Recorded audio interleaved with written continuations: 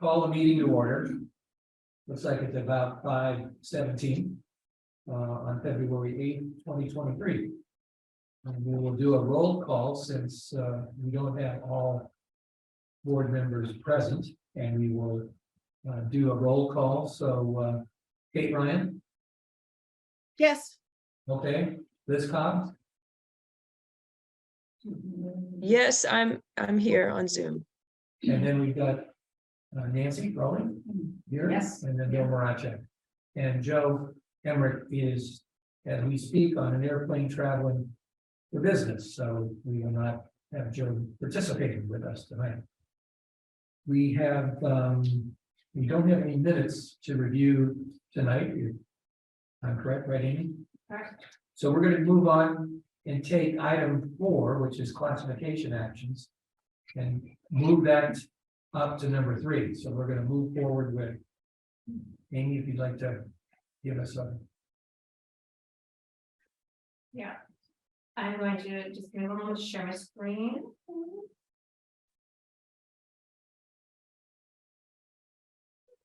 Okay. If you.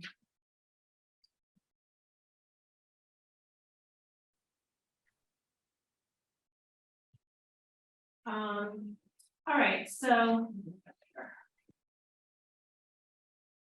Doing so many things at once. So, sorry, gonna get to that point of the track while I try to talk and walk. And she done, right, so. Yeah. So there are a few classification actions that have been developing, and with the understanding that the personnel board may not be able to meet again until March 8th, at least the last time we were trying to find another D, that was the case. We've been trying to see what we could bring forward to this meeting. It's a bit challenging. There are several departments that have current needs because they have some vacancies and they wish to reorganize the positions, or redefine the positions that are now vacant. Which happens sometimes through, you know, as people retire or things like that, that we might want to do that. And so we were, you know, in an ideal world, this would be our moratorium period where we're not doing any classifications under the old plan and only working on the new plan, which is a considerable, as we've been talking, considerable investment of our time and taking most of our days right now. But we can't not fill vacant positions in the meantime and move forward. And there's a lot that's going on. So it's important that we be able to do that. And so I've got 3 or even 4 requests for things that are related to redesign for new positions previously budgeted that need a grade in the current system. What we are trying to be aware of when we are looking at the grade in the new system and the old system is where it might also fall in the new system, even though we don't have that, because we don't want to be advertising the position and have it change dramatically. So it's a delicate balance at this point in time. And so with that, what I have here in the packet is 3 job descriptions for positions that I'd still consider in draft form. Ultimately, job descriptions are approved by the town manager or their designee, not the personnel board. That's something that had changed in the bylaw at some point, but you do need a job description to help kind of define, give you a sense of the classification, the level of the position, because of the personnel board responsibility under the bylaw is to allocate a position to a classification, a job title, and a salary grade that's appropriate for that. And so this helps us to do that. We present them in draft form because we don't know until it's classified exactly, you know, we don't mark it as final beforehand and what grade it would be in. And sometimes we have wordsmithing or other edits that wouldn't change the classification level in any way, but I'm just fine tuning it, getting it ready for finalizing. And I would say pretty much all of these are in that stage where they probably need some more wordsmithing and fine tuning just because of the timing that's happened. But I do think that they reflect the scope of the positions that the town manager has approved for these budgeted vacancies. Okay. So the first one is for is at the finance department. And the finance department is proposing to merge some responsibilities that have been done in the facilities operations with some that have been a position in finance that we had previously classified as an administrative assistant, but have been merging these together. And Gail, the chief financial officer who is here, has been looking at the operation. She's not so new anymore, but newer to her role, officially in September. She's been evaluating the needs of the department and can see great value in bringing these functions together into one. And so this job description reflects that that greater role or position than what had previously existed. And so what we have done is look at that in the existing system, the current classification system. And it and under my assessment on that, I think it clearly falls in the category that we've had as an AC5, a senior administrative assistant. I think that the responsibilities are there. It's getting involved with, supporting quite a number of boards, committees, financial processes, purchasing, things like that. I'm not the best one to describe it, but it's a wide variety of really responsible administrative tasks that's going to be working very closely with the CFO. And so that kind of makes some difference in whether it be administrative assistant or a senior admin is kind of what the level of complexity would be. The responsibility of how much knowledge, experience, contacts you would have, that in our current system would make a difference. And I think that it also will fit, from what I can see of where we're headed with the new system, that it will fit cleanly in there in a similar area. I don't see conflicts with getting into a new plan of where we're at now. So my recommendation is that it be approved, that this position that has been approved by the town manager is classified or allocated to the existing classification title of senior administrative assistant in grade AC5. If the board votes to do that, then you're not amending the classification plan right now. So it only needs to go as far as the personnel board.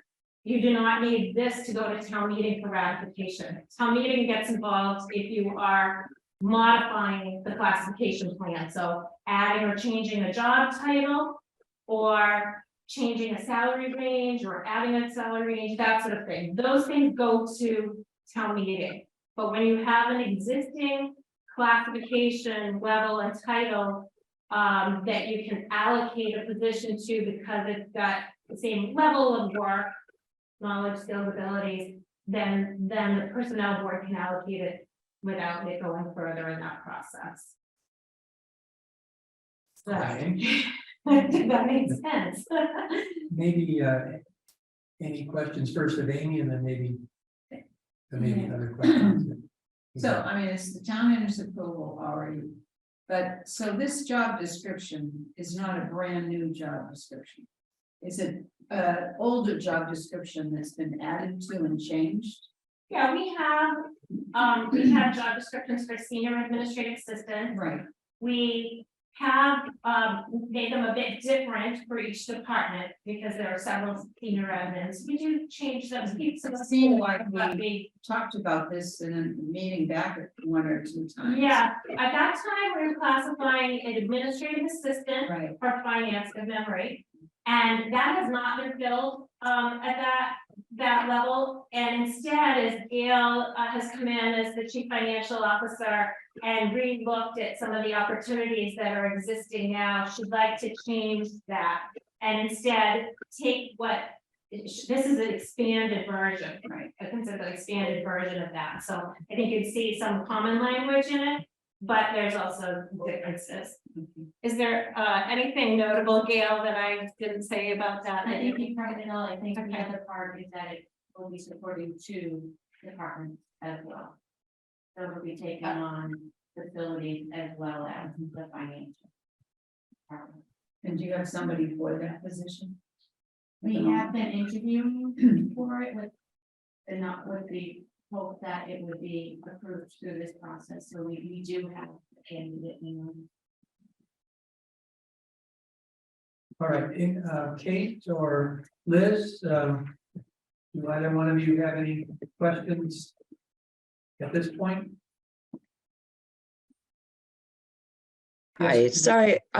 Yeah, just a couple of things. Gail, it was hard to hear what you were saying. So, and I just want a bit more clarity.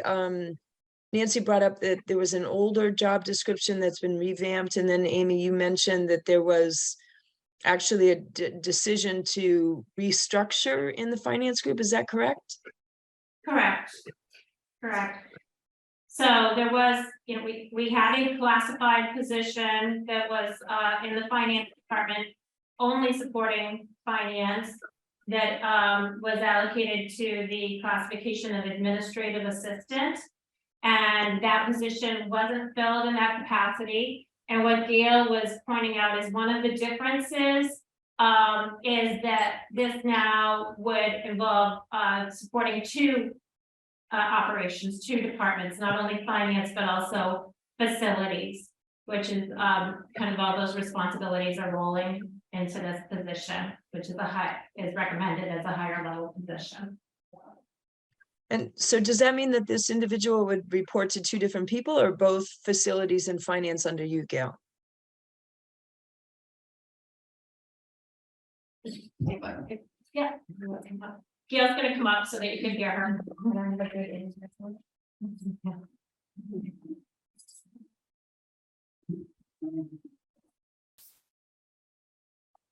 So the facilities department was up under myself, so this individual would report directly to me and they would be assisting both myself and the facilities director, but it would not be a split responsibility. Could you clarify? So Amy, you just indicated that they would support both facilities and finance, but it's not a split position. They would only report to you, but they would help out then with facilities. Is that correct?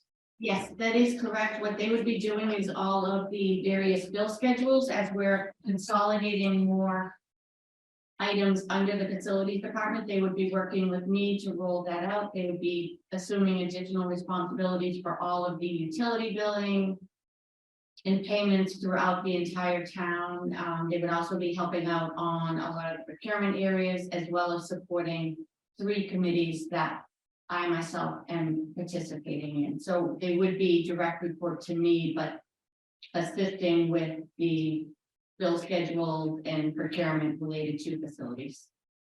And facilities falls under Gail as well. Gail is the department head for facilities. The facilities director reports to her. So in that way, it's different operations, but they are closely linked. Having been in those roles where it can be very challenging to set out your objectives, how do you see that going forward? In what respect? Well, we only have the job description, but if you have somebody who has one boss, but more than those responsibilities, right? 3 committees and procurement, billing and payments, it can be quite challenging for that individual. If I remember correctly, under the background for this individual, they don't have a finance degree, is that right? A 2-year college certificate? Correct. And 3 or more years of increasing responsibility or experience? I was going to recommend a change before we get to this, but I think that really should be the equivalent of a bachelor's degree. So we don't require a specific degree unless it's legally required, but we do an equivalent. And in doing the classification of it, I think that the bachelor's equivalent to a bachelor's degree is more appropriate for the level of work that we are talking about. That's part of the recommendation for the senior admin. So I did recommend that we note that that would be amended. And as far as the operational side of it, this would be an instance where I would be working very closely with the individual to set expectations, set the workload, and ensuring that the items are being completed and that the person has the support to complete it, as well as I have weekly meetings with the facilities department. With this position would be involved in it, as well as with the finance department. So I'm confident that we would be able to work through setting the person up to make sure that they were successful in it, and having ongoing meetings and setting the expectations as deliverables come up. And it sounds, Gail, like you've already identified the person you want. Do they indeed have a bachelor's degree? I would prefer that we not talk about individual candidates, that. But we've gotten a bit ahead of ourselves in the process, right? We're putting a stamp on a job description that's nearly filled already. So it seemed to me to open up that line of questions, Amy. Okay, so it won't be filled unless there is a clear position to offer at this, and that we're clear what level it is. There was advertising going on for the position at the administrative assistant level before it was posted, and we do need to be careful about candidate confidentiality as well. So that's why I'm cautious with any of the positions about talking about a specific candidate.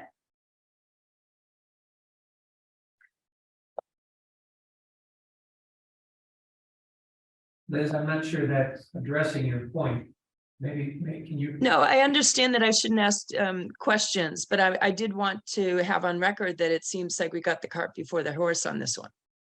If the interviews have already progressed that far, it sounds a bit, I don't know exactly what role the personnel board plays in this. I think as far as what Amy and I were just referencing is that the position has been posted, so we have been having discussions with individuals regarding the position. This is being done, I don't say parallel, But not under this job description with an accelerated AC5 recommended, right? This is the change that we're asked to approve tonight. And I guess if the interviews have been going on, they couldn't have been going on under an AC5 recommended position, right? They were under a different role. And now this is an updated job description, but you indicated that you have somebody in mind already. that we've been in discussions with, that we haven't proceeded any further other than preliminary discussions in interest of an individual who's looking to potentially make a change. So we're not able to actually proceed all the way and make an offer until we have hopefully approval on this. It's just, we're trying to keep the candidate pool moving because these are very difficult positions to fill. I would say we are finding ourselves in a bit of a bind, as I was kind of talking about a bit at the beginning, and I think more so with some of these other positions as well, which is the timing of all of this. We're trying to fill positions in a tight labor market with a number of things changing, with organizational change that's been going on. And this is not in the form that my preference would be to be bringing it to the personnel board. That's what and I would like to leave open that we talk about the possibilities of how we move forward. If there's anything in here that you're not comfortable with, or if there are edits to make. I brought it forward because I don't know that the personnel board can meet again until March, and that's another month of positions that we're trying to work through and support the staff. So this is a dilemma that we have of how we make sure that you appropriately are presented with what you need to while we're trying to fit this in a time period that's difficult. This is also a draft that you'll be making some changes to. Right, Yeah. right. And I do want to make sure that we point out any of the kinds of changes that would impact classification, which is why I want to make sure that we talk about the degree piece of it, because that would impact classification. But when we talk about a bachelor's degree and even putting it in, we will say equivalent to. So whether a candidate has it or not, they will be considered. It's whether they have the equivalent of that. And so that's an important part of what we've been looking at and in terms of making sure we have opportunities for different levels. So somebody could absolutely get that level of knowledge, education, training through experience. So for example, maybe they have 4 years of experience that has provided them the same as what somebody otherwise might get as a bachelor's degree. So we always look at that combination. So any kind of combination of experience and education that provides somebody with the skill sets needed to perform the essential functions is what we're trying to get at. But we do need to take that into consideration as a classification because of the point factor system that looks at the knowledge, education, and training experience, the minimum amount that would typically be required to qualify for a position, but it could be achieved a number of ways. Not sure that helped. Let's see, let's move to see if Kate has any questions, comments. We're gonna come back to everybody, but I just thought that I'd want to sort of introduce initially any points that Kate has. Yeah, sure. Thank you. So I just wanted to clarify, we, as the personnel board, we only have authority to approve the salary grade and the title. Is that correct? The job description is not within our authority? That is true. I certainly would, but if you have suggestions for the job description and observations, I certainly would welcome those. I just wanted to make sure that I understood. I wanted to clarify, I guess. My only question would be sort of why finance and facilities? Are there sort of similar essential job functions that you're trying to sort of combine, or was there a need in facilities that wasn't being met that could easily, or not easily, but makes sense to sort of map into the senior administrative role in finance? I hope that makes sense. I'm sorry. I think I'm coming down with a cold, so I'm a little foggy today.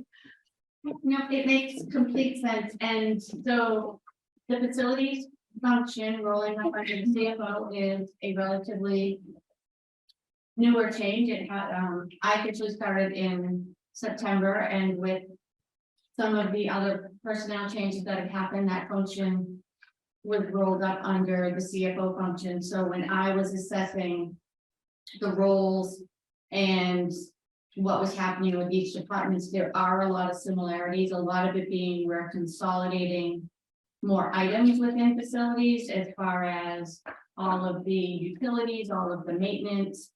And with a lot of the projects going on, a lot of the procurement function also rolls up under the CFO role. So for me, it's a natural fit to have this individual be very, very involved in the procurement process from start to finish, from when we're getting the bid ready, we're paying them, and all of the record retention. So it's an area I work daily with, so it's a natural fit for that. And also, as we're looking to do just more trending and cost analysis on some of the utilities, having that as we're building out the budget to include all of that within this one area was also another logical fit. So the pieces came together with the areas I was looking for that touch both finance and facilities. So that was where this began. And then when the function rolled up, it made more logical sense to have it this way. Hopefully that answers that. Is that Thank you. That's helpful. okay? Can I, sorry, one more sort of question, comment is the sort of the grade recommendation, since this is sort of, I mean, it seems like this is an old or an existing position, but you're combining some essential functions from others. I guess my question is sort of the AC5, are there similar types of positions where you've sort of combined, similar functions into one role across departments, and do they kind of fall into this AC5 salary grade? I would say definitely similar functions, the types of function combined as in multiple departments. Is that what you mean on the combined piece of it? Yeah, I mean, yeah, I guess that's what I'm asking. Sorry. Yeah, to some degree, like, for example, we have a senior admin at the light plant that also has supported the IT and broadband operations. We've had positions, at town manager's office that has helped to support when we repped in Minuteman Media, and some of those other new functions, even when we originally had the facilities division created. So yes, that has happened before. I have a follow-on question to Kate's. And I think there was a meeting yesterday with GovHR and how was this discussed there, and what would this look like under the new classification? Is there any understanding of where this might go in that case? Yeah, well, so the meeting with GovHR wouldn't have focused on this kind of detail at this point, but we certainly, in classifying any new position, have been looking for redesign position, have been simultaneously thinking about where might it fall in the new plan. The new plan is still in development, but I can't tell you exactly where anything would fall until we go through the rest of that process. But from my understanding now, from what I am seeing, this is consistent with positions that I consider comparable, and that positions that are similar to this one currently will end up in the same place or grouped together under the new plan. Does that answer what you're looking for, Liz?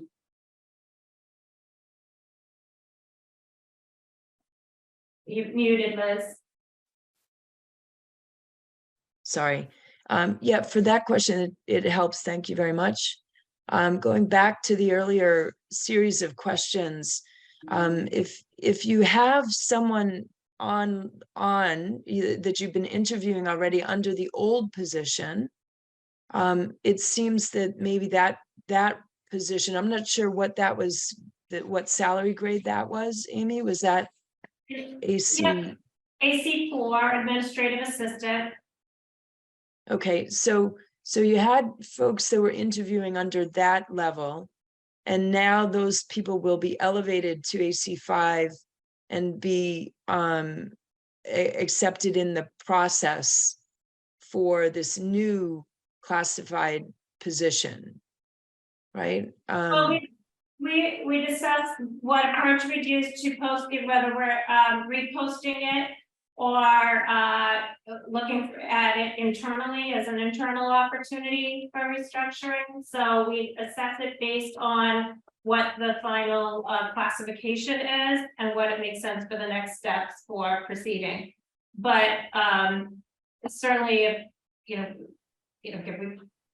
I think what you're getting at is that we might be looking at a different candidate pool if we posted for an administrative assistant than if we posted that. So I understand that. Concern, and so that certainly be taken into consideration as we work towards how to proceed.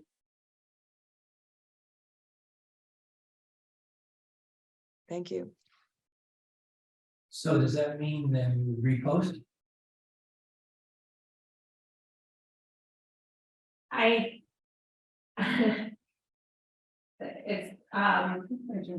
think we would do it internal.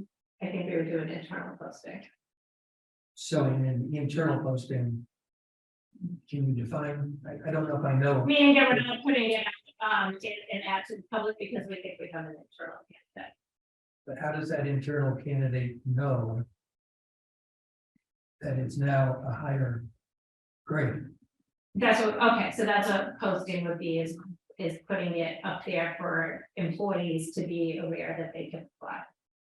So the reposting would include, if we approve this, would include the AC5 designation. Right. So that's the way they find out. that Yes, It's AC5. yes, And the job description. right. Exactly. So I've got a couple questions here, and then again, we'll circulate back, but are these departments co-located? Are the facilities and your office co-located? They are not. Okay, so that many times can present some real issues, especially, and where was this person gonna be located? What is the location of this job gonna be? The location of this job is downstairs outside of my office with the ability to also go and sit in facilities as needed if they need to physically be within the facilities department, but this would be the functional location. So the facilities who we're talking over, I'm not sure, where are they? Where is the facilities organization The, headquartered? Okay, the facilities director and the other individual are currently at Knoxville. okay. Sorry, for the minutes, could you explain, could you say the address again, please? Knox Trail. So you had a choice here. You had a choice of saying, we're gonna have two people, because we actually had two people before. There was a person doing this in facilities. Correct. Okay, so, and then there was somebody doing the To finance the piece. best of my knowledge, I'm not sure how long, the position downstairs has not been filled as long as I have been here, which is almost a year. And I'm not sure, I believe prior to that, it was filled with temporary help. Is my understanding. But somebody is doing the work that you need to be supporting. Myself, yes, I'm, Yeah. yes, But somebody is doing that. myself, yes. Okay, so you're doing Yeah. that work and, And we have minutes being done by the committees as opposed to the staff supporting the committees, so. Currently, it is dispersed. so I want to go back, the point here is that you analyzed the situation and you decided there's one person going to be located next to you, so to speak. But you could have said, we're going to have two jobs. We could have a person sitting over in Knox Trail. And we could have a person for you, but you decided that wasn't the way you wanted to go. And so what was your thinking? My thinking was looking at how to combine some of the functions that would be being done by both. Especially when it comes to the procurement, having one person being able to handle all parts of it. And also looking at the functions and the roles. Looking at capacity and what I believe is a reasonable workload. For the individuals and streamlining tasks that are currently being done as we're looking to streamline processes across. Not only the town, but specifically I'm looking to streamline areas within my own divisions and departments and to have one central person to help with ordering, payroll, attendance tracking, having one individual to do that. Rather than the dispersed method that we're currently doing it within my group, I think we have a lot of room for efficiencies and streamlining tasks that are being performed. Okay, that makes sense. When was this job position budgeted? Was this budgeted in the last fiscal year? You mean originally, Yeah, or yeah. it's been for a couple of years. Yeah, So then. So when the position was budgeted in for this fiscal year, then the town manager must have said at some point in time, let's go ahead and recruit. right, Right, it would not necessarily have been at the same time. at the same time it was budgeted. Yeah, Not necessarily, and they're right, I mean, not necessarily right at the beginning of a fiscal year, depending on the circumstances of that department and whether that. Manager is ready to fill the position or manage a recruitment. Sometimes recruiting in summer is not necessarily ideal. So then, or even if we were posting it, if the supervisor is going to be on vacation and not being available for interviews, I'm not saying that was the case, but there are a number of things that would go into. Even the interim status of the department head at that point in time. So that was recently finalized. Was it September? So I think there was conscious decision to allow the next permanent CFO to make that decision and to have a say in what that ideal candidate would look like. I remember that there were a number of interviews for the other position, and it just didn't seem like it was meeting all of the needs. And what I also recall is with the consolidation of the facilities department into, into the finance department, there seemed to be a lot of alignment between the facilities role in all of those tasks and the alignment with the finance roles in tasks and accounts payable. There's a lot of information there. So I think there was a very conscious decision to have this next person be of the right level, the right caliber, and to be that right-hand person to help support the new permanent director. And fortunately, we're blessed to have Gail here as our new chief financial officer. And knowing some of the moving parts without being able to get into detail, I think this is a really very positive way to go. And it also allows us the opportunity to potentially promote from within to the right position. We don't want to be moving people around, but we have some great, very, very talented people working here. And this seemed like a great opportunity to acknowledge that, but also to meet the town's need to restructure this position and allow us to move forward with the hiring of one full-time position at this level rather than to have two lower classified positions. But that was helpful. So when the budget was submitted and at the time the finance committee approved the budget, there was a job and it was AC4. Is that correct? Correct. Okay, so now we're going to talk about paying for an AC5. But there's no requirement that the finance committee has to now be involved with. Okay, so we had a budget submitted with a recommendation for AC4, but we're not going to fill the job. We're going to fill an AC5 job. So the payroll is going to increase for the town because an AC5 is going to be more expensive. I'm just trying to understand how Right. the workings of the budget and the finance committee and what the finance committee needs to be informed about, and because it seems like there's a lot of wiggle room that can take place once the budget has been approved at whatever. Right, well, we have the chief financial officer here, so I'm guessing she can describe that even better than I could. And specifically in this instance where there actually are two positions that are going to be combined into the one position, so the salary dollars are already, as the chief financial officer, that's the first thing I go through, is that we have the funding because there were two positions approved, and now one of the two positions will be filled. But the two positions that were approved in the budget was for a new AC4 for you and a new AC4 for facilities. The facilities position has always, well, I'm assuming has always been within the budget, so that is an existing position within the budget. This is also an existing position within the budget. But the person who's filling the facilities AC4, what happens to that person? That would be part of the discussions when we're going through all of this to look at whether that. I don't want to get into.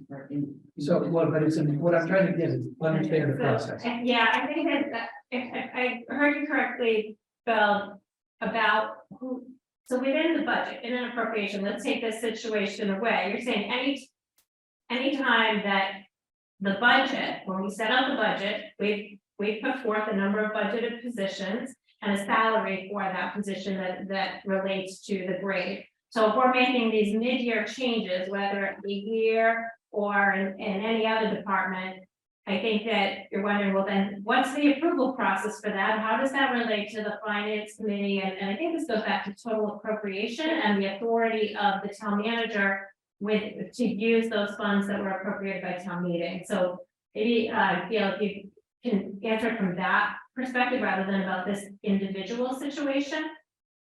Yes, so annual town meeting, the appropriation is by the individual groupings that occur. So there is, as long as we do not exceed the appropriation, it does not go back to finance committee for specific approval. We give updates to the finance committee as we're going throughout the year. And if there were instances in which transfers need to be made, there is a process for that, but we would not be requesting changes that would exceed the total appropriation that has been approved by finance committee.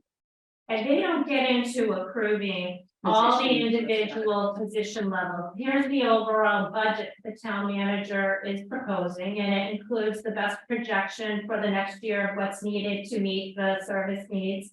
I just gave you an example is you might predict that we need $500 in office supplies, and that's built into the budget, but, and I don't know if this is a good example, maybe not. But there are things that within that total appropriation that you might, in some cases, spend more on one piece of that appropriation, one of that, so. That's similar to working within the budget for staffing. And so we're working within the staffing budget, and sometimes when we redesign positions, one goes up, one goes down, there's an attrition, or there's some hours that are adjusted. The budget is based on the best understanding proposal. And well in advance, in the fall, and going into town meeting before all of that happens. Is that- Well, I mean, this is all helpful. I think what I'm looking at, I guess, is maybe a much higher level of just manpower planning. I'm used to being a lot more careful, I guess. I mean, I don't mean to you're not being careful, but the thought about how an organization should be staffed and what it's going to cost needs to be done at a particular point in time that everybody knows about. So now tonight we're being presented with a situation that is, sort of reflects in my mind. On the other hand, you've only been here since September. Is things seem a lot more haphazardly done than I guess I'm comfortable with or I'm used to. And in terms of what is an organization going to look like, and maybe just because you've been here only since September, but I would certainly hope that, and there may not be a role for the personnel board to be even concerned about manpower planning, but it does seem like it reflects within the broad umbrella, something which is, seems relevant for us to be thinking about and talking about.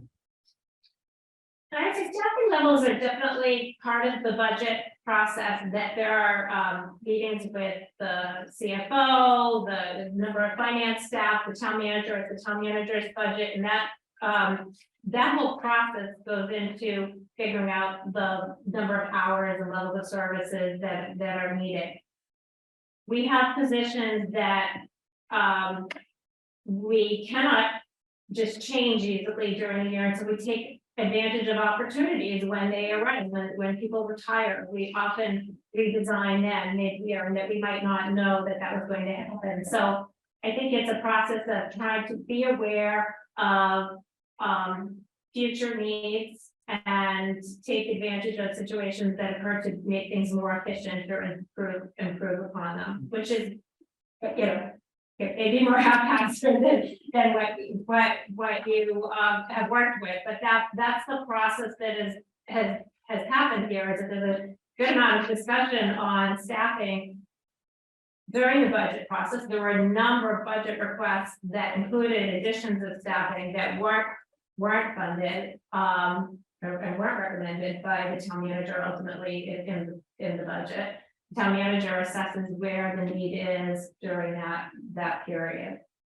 And it does, and I think, not to take advantage of haphazard, I think for me, particularly with this role, this was my planning for a department that I came into, assumed additional responsibilities for a new department. So I think my role as a department head and the CFO, that it was a thought out plan to bring this forth, to say, I'm looking for ways to streamline, to best utilize the staff I have. So it was a well thought out process through a lot of discussions with Amy and others, just to look at what is the best way to run the organization that has changed in recent months. So And you still have one open question, if I've been listening correctly, is you've got the person who's in facilities that are an AC4, who you're gonna have to find a home for. Because that's my understanding, that the facilities and finance, it's now gonna be an AC5. But you've had has had somebody in an AC4, no? It's the AC3, I believe, it's a senior time clerk, but yeah. But right, we have a position, and this is where it is difficult to talk about this cross of what's happening internally and with filling positions with this classification piece of it. It becomes challenging. I don't have the answers on how to do all of this, because there are some internal considerations. So I don't want to belabor the point, other than the fact that it just seems like there's an opportunity. If the members of the personnel board felt likewise, if there's a role here that seems like it could fall within the purview of the personnel board's responsibilities of, having conversations about manpower planning in a way makes the process as streamlined as possible. We'll go back to Kate or Liz. Do you have any additional comments or points? I don't No, see. I don't have any. Okay, Liz. No, I do appreciate this last bit of discussion, and trying to capture everything, but there'll be a recording I'll also listen to get the minutes. Thank you, Bill, for that line of questioning. No, I know that we're only being asked to approve the draft. So the request is to approve a classification, Right. which would be the request is to add a classification. Oh, I'm looking at the wrong one. Sorry, Mr. Scroll. Senior administrative assistant. Oh, I see. I clicked on a different screenshot. That's why. A senior administrative assistant. To allocate the newly designed position of senior administrative assistant to the AC4 grade. I didn't say that the right way. I'm sorry. AC5 grade. Please strike that. I got confused by looking at the two screens. Sorry. I only just want to say one thing when it came down to the education. Lots of times, I know you talked about maybe changing it for bachelor's, but I think we all know that sometimes you get somebody that basically has 2-year, but they have experience galore, and they're absolutely fantastic. I mean, from my nursing career, you would be amazed at people that walk in that have incredible experience, that do a fantastic job, really understand things well. And a few of us couldn't put a candle around how many degrees. So I'm just saying that you have to be careful with that. You don't ever want to lose somebody really good because you took that in. Somehow you can mold it in. Lots of times we would put if they didn't have a certain thing that we would in lieu of experience in certain areas. But it looks like you certainly covered a lot of stuff that you were looking for. So that's I have no other issues at all. And I think to that point, one of the changes we've been progressively making in our job descriptions, maybe 2 years now, is to change the wording to start with, under the education experience, say, any combination of education and experience that provides the skill set is qualifying. A typical example is a bachelor's degree in 2 years, so they just really make it more about a typical example than a requirement. So this is still currently in that older format. That's what I talk about, that it needs some wordsmithing, although I do want to be very clear that the intention would be to change that education to the equivalent of the bachelor. That was the intention, because that matches the classification level that I'm recommending. All right, I think we're ready to entertain a motion Yeah. to approve a senior administrative assistant that's presented with us tonight at a AC5 grade. I will make that motion. Okay, Do I repeat the whole thing? I make a motion that we approve the senior administrative assistant that would be reporting to the chief financial officer, salary grade of AC5. that's good. Okay. Is there a second? Second, All right, we have a first and a second, and let's vote. Kate Ryan yes. and Liz Cobbs. No, I think the timing isn't appropriate to what we are trying to deal with, so I vote no, thank you. Okay, and Nancy, Yes. and I will vote yes. All right, so we have, it's passed with a 3-1 vote. So we'll move on to the next position. Thank you, Gail. Thank you. Okay.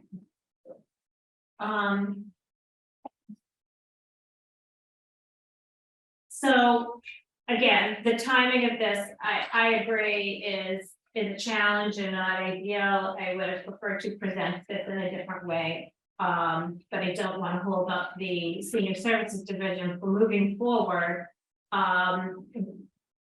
While we're trying to balance these details. So this is again a draft job description. We'll do some wordsmithing. It is again something that I, under the education and experience for the level that we're going to recommend, would do exactly what I was just talking about with the other one, which is say any combination of education experience equivalent. But I also think this should be equivalent to a bachelor's degree. And Kelly, can you remind me, did we get the educate, do you remember the education? I don't know. The equivalency. Experience, I'm sorry. So experience is going to be at least 5 Four to to 7. 3, 4. Okay, I think we landed, it was a bachelor's and 4, right? Yes, yes. Okay, so I would recommend those changes. And again, these are very hot off the press happening, and if you would like to wait or think of another way to move forward so that we would start post positions, I'm happy to talk with you about that. But the recommendation here is to classify the position in the current system as an MP2. And add the title of administrative and operations supervisor for the senior services division. This is a position that would replace what we had budgeted as an assistant senior services director position. And this would shift some of the focus within the office and who's supervising who and seeing those types of overseeing those types of responsibilities. This also is coming as we've had a shift in management at the senior services. We have our newly appointed senior service director, Lauren Beretta, who is with us on Zoom. Thank you for coming in, Lauren. And we're excited that she was part of an internal promotion to go with us for a number of years as the assistant senior services director. And as she is looking at the structure in the office and thinking about how she'd like to fill the position that she vacated, she thinks it would make more sense for it to be focused on this administrative and operations side. The town manager has supported that, and the town manager is responsible for defining positions, and then the board needs to determine whether we properly allocate it to a classification and salary grade. And so I will pause there. It's time for any questions. Nancy, I'll let you go first. I only just know I go to this center for my aerobics and I see Lauren. I will say that I know there were some changes there. I'm amazed at how busy it is. There's so many programs and stuff going on. So, really, and I know there's a lot of work that they do that you don't even know they do, so. I guess I'm just giving a plug in because of course and I do believe, I may be wrong, but I think at least close to a third of the citizens in town are seniors. So I think that, and I just know, this is probably not even what you asked me, right? What? But I do know that there are more and more people coming there and more asking for stuff to do, so I think getting some extra help is really important. Okay, we'll go to Kate. You have any questions, comments? Yeah, I guess my question, I see that the Assistant Senior Services Director, is that what this is currently?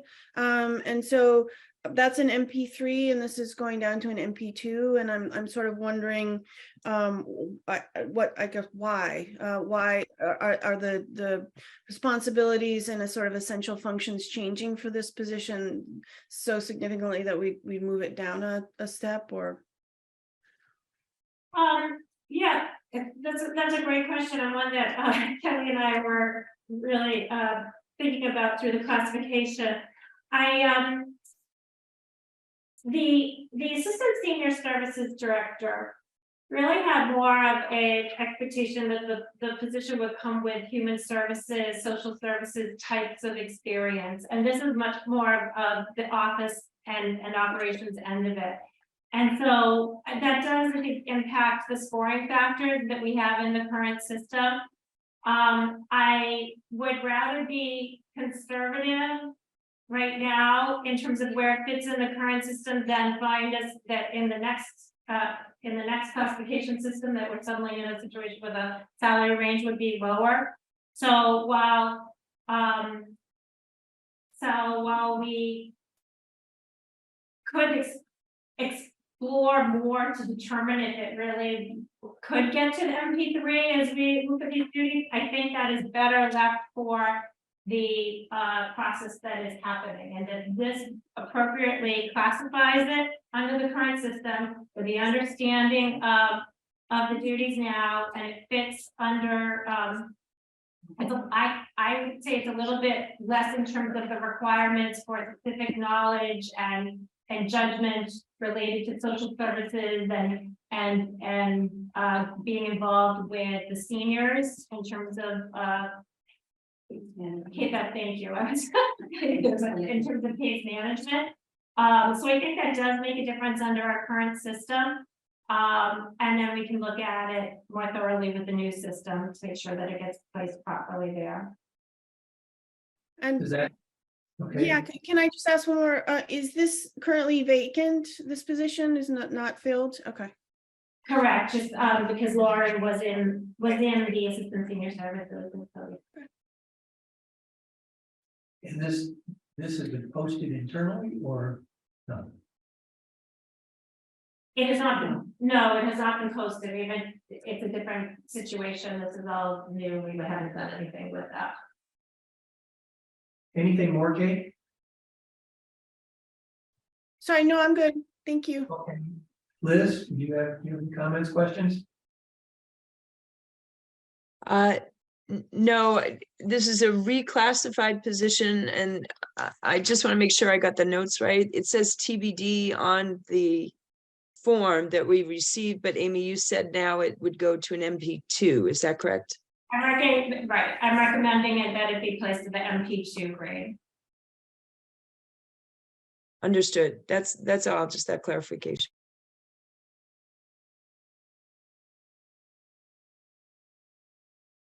This, just at a top level, you got in the Human Services Department, you have, what's the total number of employees roughly? Well, in the human services, Or Human Services? covers recreation, senior services, and social services, which goes into the veterans agent and community services. So that gets a little harder to count with the recreation piece of it. In the senior services, is it about 15 now? if all of the positions were full, there are 16 positions. But our full-time equivalent is like 11.9 or something like that. So. If the how- positions were full, we have 2 vacancies at the moment. And how many individuals would this position, new position, have responsibility for? How many people would report? So 2 administrative positions would report to them, in addition to the full-time van driver, full-time custodian, and then the 5 part-time van drivers. All right, I guess we're ready for a motion to approve the administrative and operations supervisor position at MP2. Do you want me to Sure. do that? Okay, so I'd like to make a motion that we approve the administrative and operations supervisor who will be reporting to senior service director under the salary grade of MP2. All right, is there a second? Second, All right, thank you, Kate. So we'll vote. Kate yes. and Liz Cox, Yes, Nancy, Yes. and Bill Marachek, yes. All right. We've done it. And Lauren, thank you for attending and responding to questions. Always helpful to have the Thank you. person responsible come to these kind of sessions, for sure. Thank you. Okay, then we go to the last one. Amy? Okay. So again, we have. Here. There with Glasgow, these are highway and ground superintendent. So another budgeted position that as it became vacant and they've been reassessing the needs at Public Works, they would like to actually use those budgeted funds to create a different position, a really designed position that they think better meets needs based on some of the reorganization that's been happening. On this position, again, vacant, we haven't done any posting, we are anxious to post it and move forward to fill it. And we haven't posted anything similar because it's really is a redesign. And here the recommendation would be to add a title of environmental health and safety manager to the classification plan, and to place the position at grade MP4. I will say this one's a little trickier with the new plan on where is it going to fall in the new plan. So I would want to work closely with Aaron in thinking about the posting and how we do that with the salary range to make sure that we're not setting it up in a way that doesn't work well with what we end up with for the future classification as that's determined. I just wanted to take a look. I don't have notable edits to the job descriptions or qualifications that would change the classification as I did with the others as I looked at those. But there are edits and important things cleaning up that we would need to do before we post it, but I still think that it represents the classification appropriately. And I can stop there and I'll start with maybe 1 or 2 questions, but when this was budgeted and submitted to the finance committee, what level was considered at that time? So. We give some background on the position. Good evening, Aaron Bosco, Highway Ground Superintendent. So a little bit of history on the position. So I think we were here maybe 8 months ago. We submitted the job description for an environmental services program coordinator and lower the salary grade at that point to an MP 4 at that time. Previous to that, it was an environmental services program manager and it was at an MP 5. And that was what we budgeted for FY 23. So that's the current budget. For FY 24's budget that was submitted prior to the decision to make the change and redo the job description was submitted as an MP4 position. So that's what is in the proposed funding. I'd also make a note that the position is majority funded out of the solid waste and recycling enterprise fund. So it's not budgeted within the general fund budget. So it's going to stand in. And that salary was what's budgeted is on the higher end of the salary schedule. So where there ends up as an MP4 or an MP5 is sufficient salary in next year's fiscal year and this year's to cover what will be proposed. And then a little bit of, I guess, background on the position itself. In which when we proposed the coordinator change, we did hire somebody who was employed in the position, and since left the position, so it's been vacant. Since that vacancy, identify, what are their main needs within the division. There's currently 3 roles that are within the highway and grounds division that are assuming additional duties and have been for the last 14 months. That have to do with solid waste recycling, environmental compliance, and coordinate the program while there's a vacancy for an extended period of time. So that's still kind of ongoing as well. So and what we determined is that the best needs for the most greatest need in the division and in the entire Department of Public Works is really environmental health and safety compliance and employee safety, and this position to be more focused on that rather than a curbside recycling program. But I would note that in essential job functions, the last people to talk to that this position would support the superintendent and the division in coordinating those efforts as needed. Thank you. And this person then has how many individuals underneath? No direct reports as it's described as it's being proposed in the draft job description.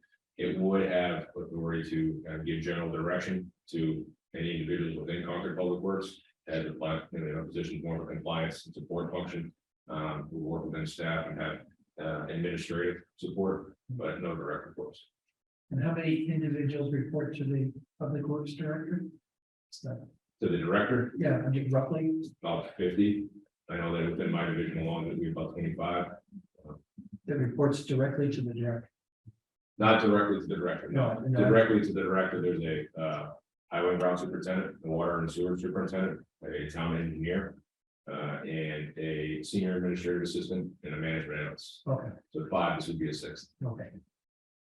All right, Kate, do you have any questions?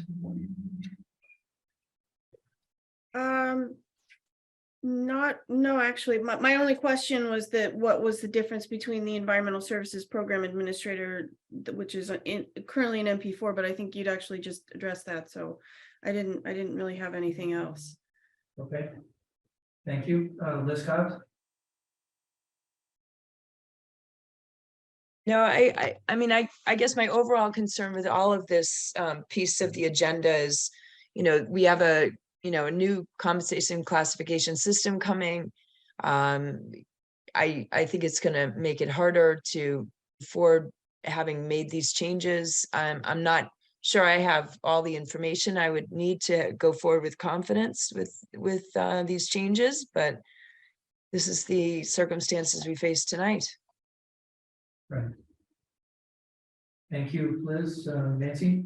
One thing I wanted to ask, so basically, this is a vacant position. Did it still have the same title? Was the person that was in that position going to be doing OSHA, the right to know, all of that stuff? In the previous role? Yeah. No, so the way that the previous role was formatted, the main job functions for that were to support the municipal curbside solid waste and recycling program and the environmental compliance related to that program, not occupational health and safety, or more of the Mass DEP and EPA regulations and the permits that are listed in this job description. There was some oversight, but this is more focused on employee safety and environmental compliance, where that was more focused on, the previous position was more focused on the curbside recycling program. Those duties are currently assigned to myself, an assistant superintendent, and an administrative assistant within my division. Because I think this is critical, so OSHA and safety of the employees in town So basically, this person is taking on stuff that wasn't done before. Correct. Wow. Correct, and they're new regulations, with laws that have been passed in the recent Right. years to the Commonwealth. There are a lot of, or many municipalities, I think there was a document on these shared in the packet. That was written by, the Mass Municipal Association that came out. They're showing a lot of municipalities in the Commonwealth are hiring, referred to as EHS managers, EHS specialists. That really focus on employee health and safety, environmental compliance, as you see more and more, regulations being enforced, with the new laws. Yeah, I think it's great. I think it's, if it wasn't then, it's very well needed. And I would say that, at that time, it's not that the department ever found it not done anything, a few years ago, the town manager did allocate funding for the department to hire a consulting firm to help the department with EHS regulations, and the RAC will be working with a consultant happen.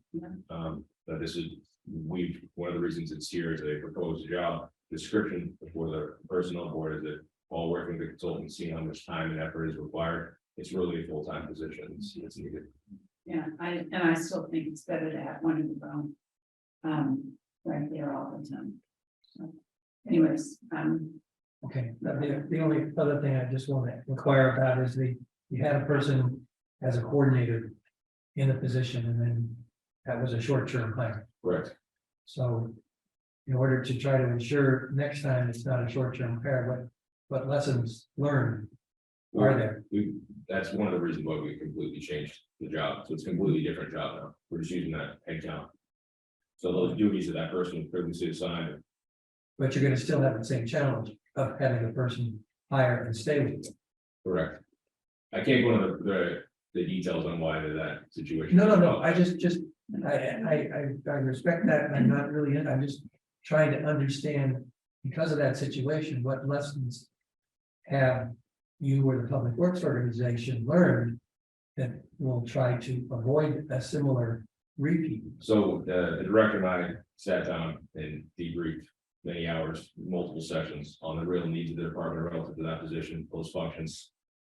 Where we need to take the department, what qualifications in an individual we're looking at, experience, education, training, certifications, etc. And that's why we drafted this. So hopefully, this is part of lessons learned.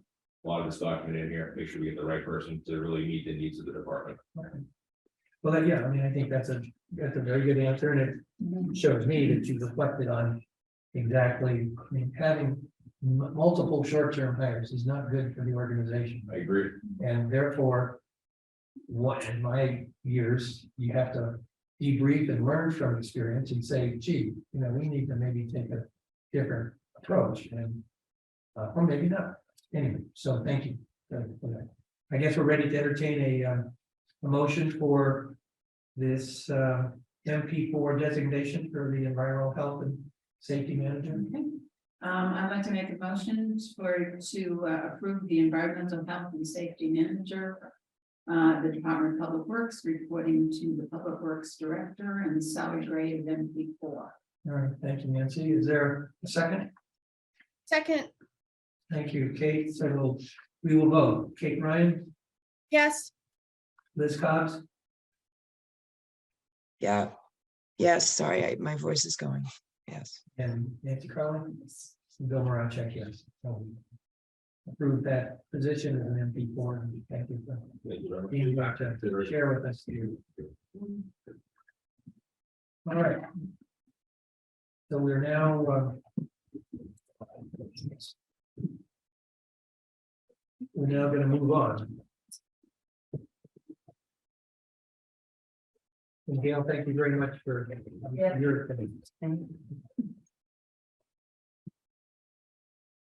Okay, can you talk a little bit about, give us an update on the class and concept study? Absolutely. We have, Kelly Hebert, interim assistant town manager and HR management consultant. And thank you for the opportunity to provide an update. Is everyone in Zoom land hear me okay? Is that the microphone in the middle? You're good? There has been, over the past couple of months, we've gone into the new year, we started before the holidays, going through a lot of the information, the job scoring analysis that was collected with all of our employees. We've met with department heads about their internal equity within their specific departments. We've looked at the job scoring matrix and the methodology. We've learned it from, from the first factor to the 9. So it's been a very, while it certainly was a lot longer than we initially anticipated, we've learned a lot along the way, and we're really hoping that the effort and the time that was spent on that job analysis phase, that will be rewarded with a smoother transition. It's never, very simple. It is a very difficult, complex project. But what we were learning was that, and from our consultant as well, our consultant is from GovHR, Joellen Pedamontori is the executive director for GovHR. She has been working with us one-on-one on this project and with a number of her staff to assist us because it is very complex. I think this is one of the largest projects she's taken on within one organization. So it comes with some complexity, some decisions along the way. But Amy and I have been working with them and with the town manager to really make sure that we're being consistent, that we're learning what the factors are, how they relate internally. And then the next phase of the project will then go into our external equity. So meaning the market and how that all falls into place. But before you can deal with the compensation piece of this puzzle, we needed to make sure that our classification was correct because that is the foundation for any new system. So we spent a lot of time going through that. We just had a senior management team meeting to give a very preliminary look at what the new system might look like. It is very much a moving target. We are making sure we're getting feedback. What I've provided for you this evening is just a memo with some of the general updates on our recent schedule, what we've accomplished so far, and that we're kind of going into the next phase, the compensation phase. And very soon, according to the project schedule I provided to you, we'll be doing presentations to the employees and certainly want to make sure that we're coordinated with members of the personnel board. I know our next meeting isn't until March 8th. However, what we're going to do is try and use those employee presentations to allow members of the board individually to participate, to hear what is happening during those sessions. If there is a need for us to form a separate meeting, we're certainly happy to do so. Joellen has said if there's a specific meeting time that the personnel board would like to meet, she's more than willing to make that happen. In the interest of time, with respect particularly to the town meeting that's coming up, our project schedule includes some key dates. One of the next key dates will be leading up to employee meetings. Now, there's one slight change that I made to the schedule that I sent to you yesterday. From yesterday to today, we were able to confirm a date for employee presentation meetings. Those we are scheduling for February 21st. We are trying to juggle a number of different moving parts, but for the most part, our key milestones really need to be determined by the schedule for the town meeting. So we have a number of public hearings that will be coming up. So with the schedule, we would be right now, what we're focused on, we're waiting for updates, feedback from our senior department heads. We're finding out, because this is probably the first time that they've seen the classification, not just for their departments, but for the overall organization. So we are still finalizing that. We're waiting for their feedback. We are going to be working with Joellen so that we can get the general letter. We'd like to send out a memo as soon as this meeting is over to employees to let them know some of the next steps, what we are doing. And then also on February 21st, Joellen has expressed for willingness to work with us to do something very similar to how we introduced Joellen to the employees, maybe have 2 separate meeting sessions. They can be, people can come remote, join them remotely or be in person. We will record one for anyone who cannot make it in person. We can share that link or that recording to any employees who are eligible or anyone from the public who might want to have to view, you know, sort of those proceedings. That will be an opportunity for Joellen to talk about the system, the methodology, how we got to where we got, and how that is going to fit in to, you know, our current system into the new one. So employees will also get a letter at some point explaining where they fit into the new system. So our next milestone is really those meetings on February 21st. And then there's a public hearing to the select board on the 27th. Within this process, we feel very strongly that there should be an opportunity for employees and the public to hear what the plan is and to provide their feedback. And employees in this case will have the opportunity to get hear our review session with GovHR. Will be accepting requests for us to look at their placement. If they feel that they weren't placed correctly, they'll have the opportunity to set up a meeting time. We would, in GovHR, would be willing to oversee those, see if their input, you know, results in any final changes to the plan. And that's really where we get to making sure that we have the requests ready for discussion and presentation to the select board and to the finance committee. Our hope is that we can get information in the next FinCom report that will go out. I'm not quite sure. I'm looking at this.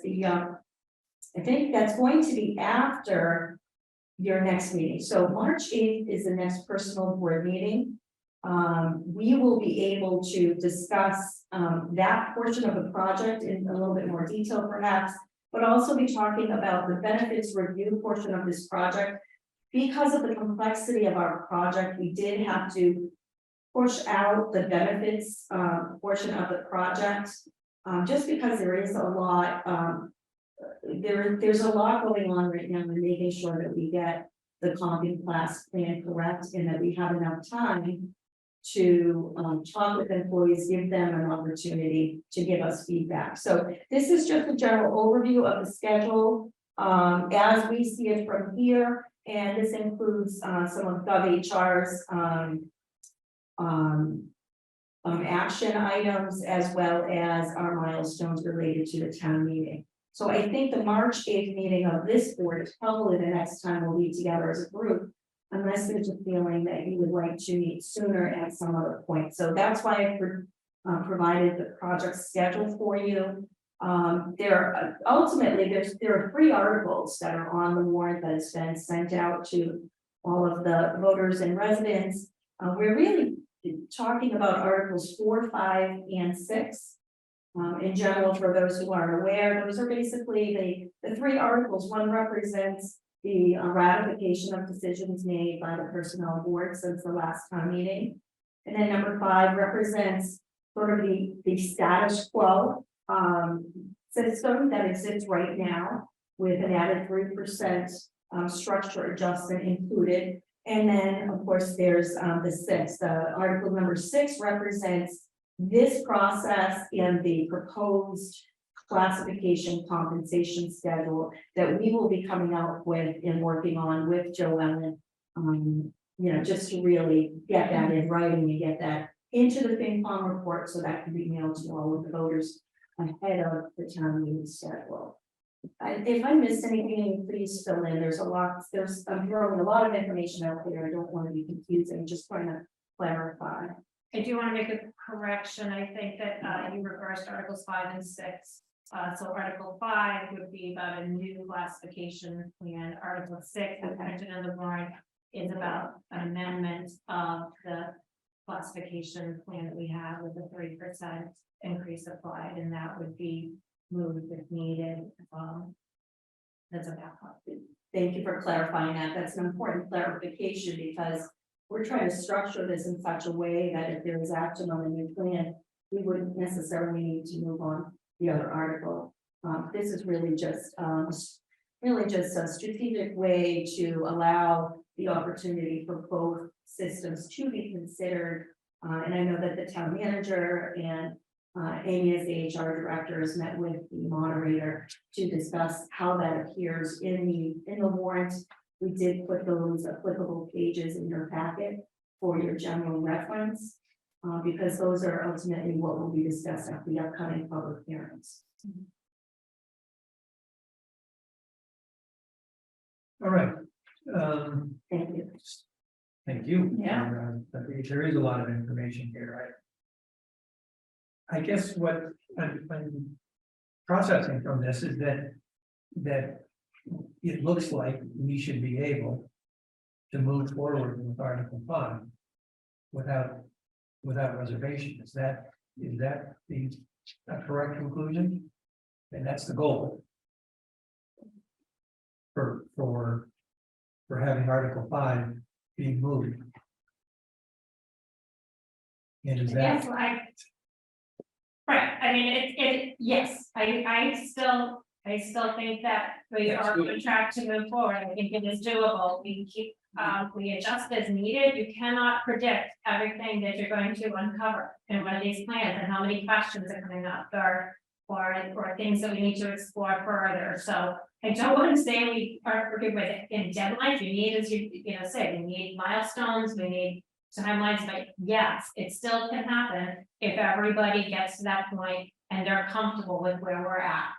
And there are a few things that could happen if there's still some remaining questions. There are ways that there are pieces of it, if the majority of it is in place, and there's some remaining questions or tweaks that could be addressed after town meeting if everybody felt that that was a reasonable approach. Okay. Questions from Kate or Liz, comments? I just had a question about, I guess the warrant or the Article 6, the amended, which is, I understand sort of the backup plan in case we're not ready for the new classification. I think Kelly, you had mentioned there's a 3% structure increase, and I just wanted to understand the language. When you say structure increase, is that basically a COLA, or is that a like a market adjustment? And Equivalent, what most people might know or think of as a COLA. So yes, and that's been added to the numbers that were presented already, that are already listed under Article 6 within the warrant that was mailed out or will be mailed out. I think that will be mailed out this week.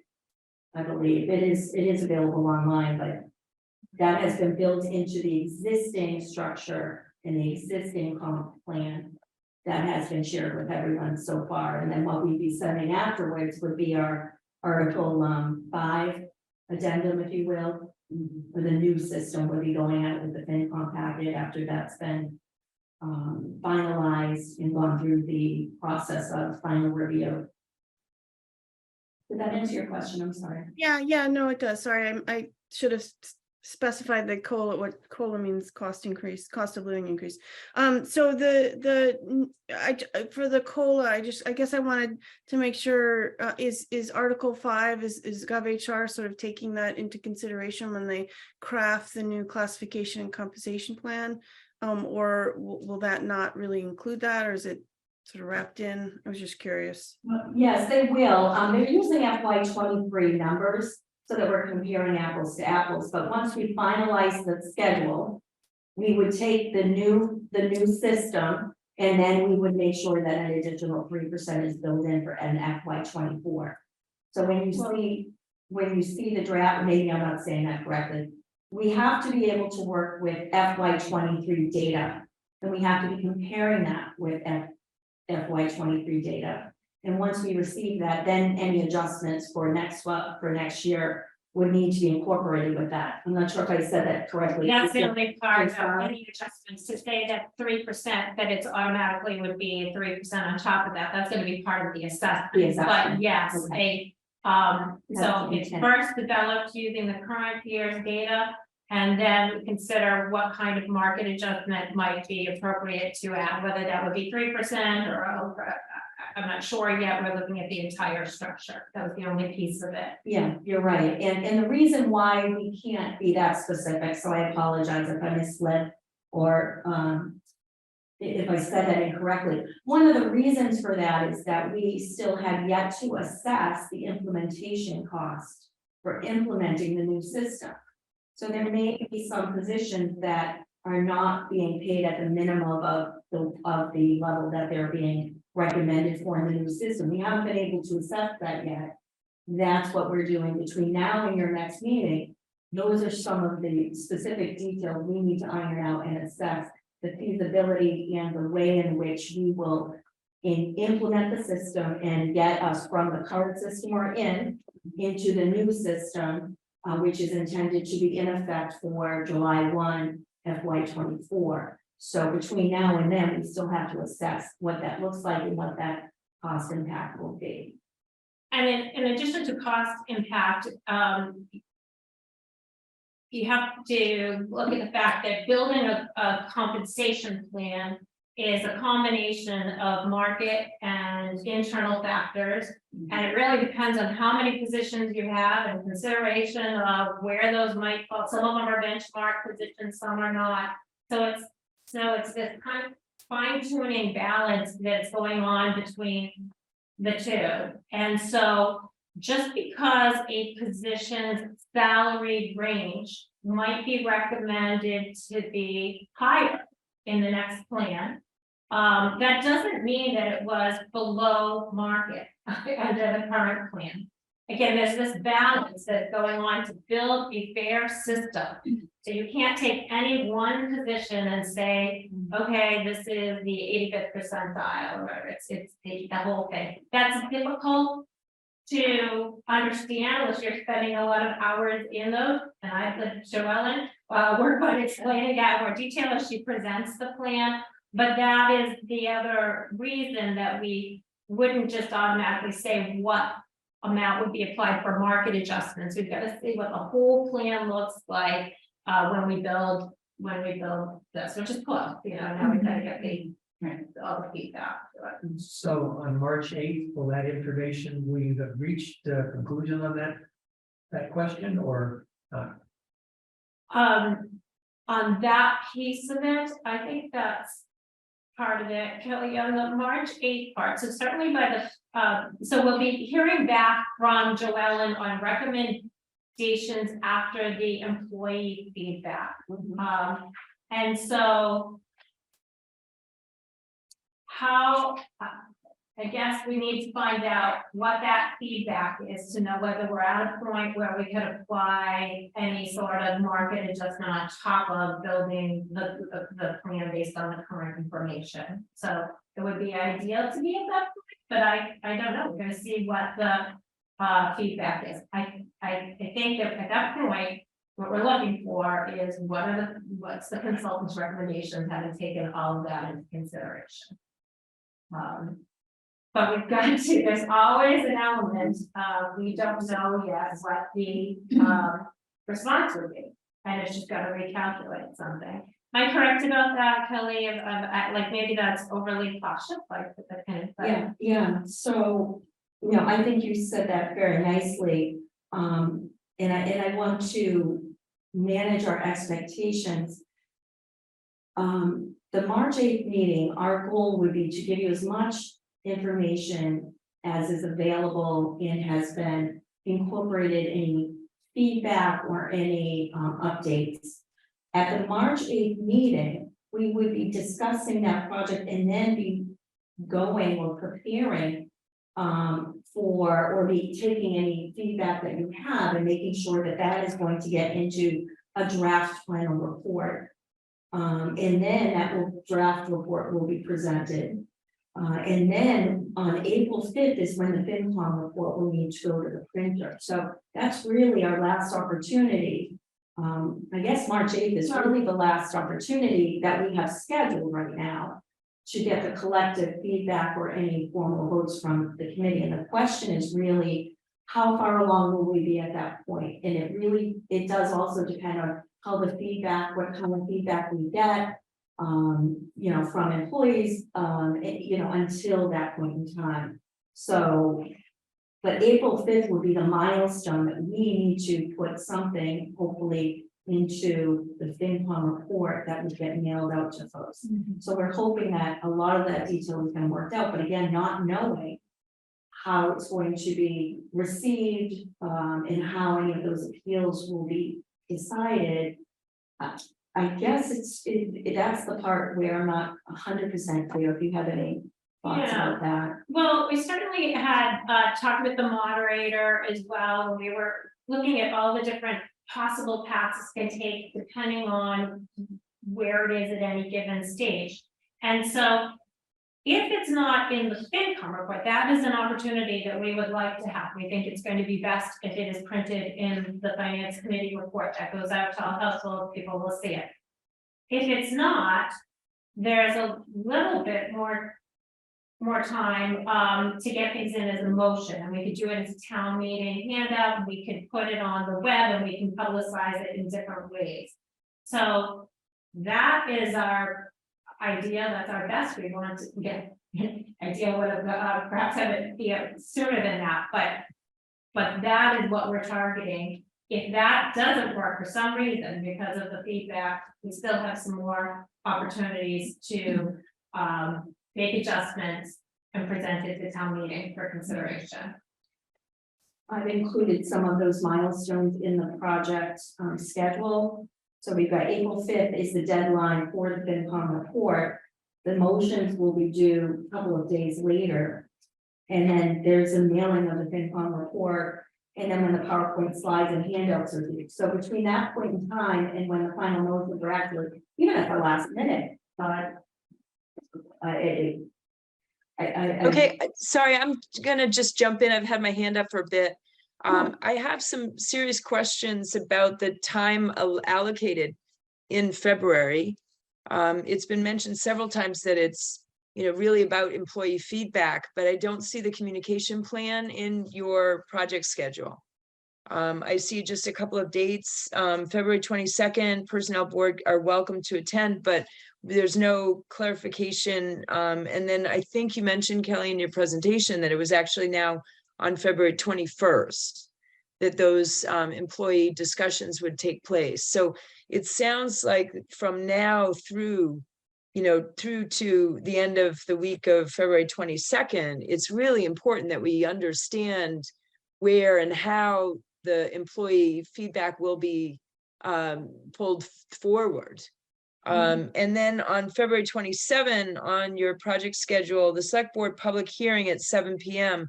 Those are the articles that the personnel board has to stand in front of and present.